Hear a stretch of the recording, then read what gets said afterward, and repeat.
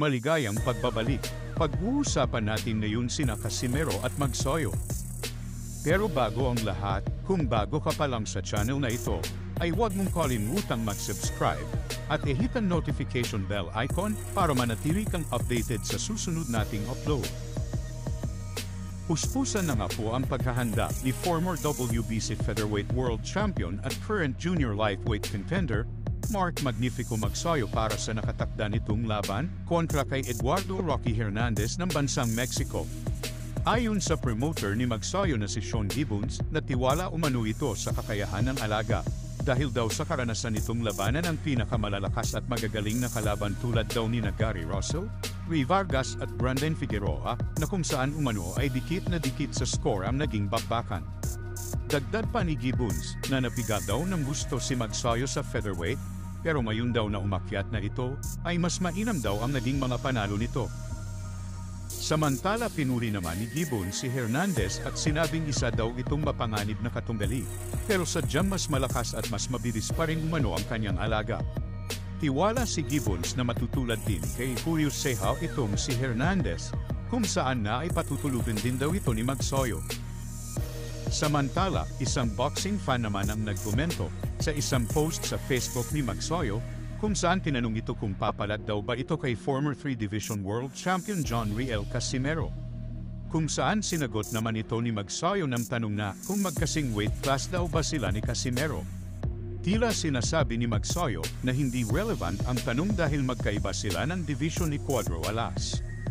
Hindi man tuwirang sinagot ni Magsoyo ang katanungan ng isang netizen, ngunit may ilang naniniwala na natatakot daw itong si Magsoyo kay Casimero dahil kung gusto daw talaga nitong labanan si Casimero ay pwede naman daw silang maglaban sa catchweight.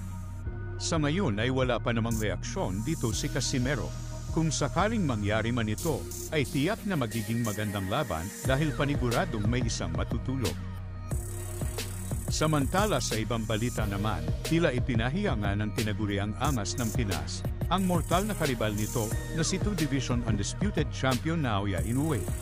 Sa kanyang official Facebook page nga na Cuadro Alas It's My Boy, ay nagpost ito ng AI-generated picture ni Casimero at Inoue na may caption na hindi pa tapos ang laban mga boss. Kung saan makikita sa nasabing larawan na tumatakbo ang dalawa na tila hinahabol ni Casimero si Inoue. Na kung saan ay mababasa ang comment ng kapatid at head coach ni Cuadro Alas na si Jason na nagsabi, "Takbo." Parang gustong sabihin ni Casimero na itong si Inoue ay talagang natatakot sa kanya dahil tila panay ang iwas nito sa kanya.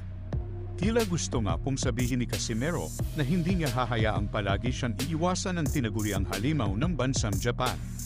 Tila nais nito na sundan si Inoue hanggang sa ma-corner ito at mapilitang labanan na siya. Kung inyong matatandaan na nakatakda na sanang maglaban sina Casimero at Inoue sa isang unification match noong April 2020, ngunit kinansela nga sa kadahilan ng hindi umano pwedeng umalis ng Japan si Inoue dahil na daw sa global pandemic. Subalit ang nakakapagtaka ay bakit nilabanan naman ni Inoue si Jason Maloney noong October 2020 kung saan ginanap naman ito sa MGM Arena sa Las Vegas, Nevada. Ilang beses na rin sinabi ni Inoue sa mga interviews na nawala na umano ito ng ganang kalabanin si Casimero dahil wala na itong hawak na titulo. Sa ngayon posible pa rin namang magharap ang dalawa kung sakaling magawa ni Casimero na maging number 1 sa ranking at maging mandatory challenger ni Inoue.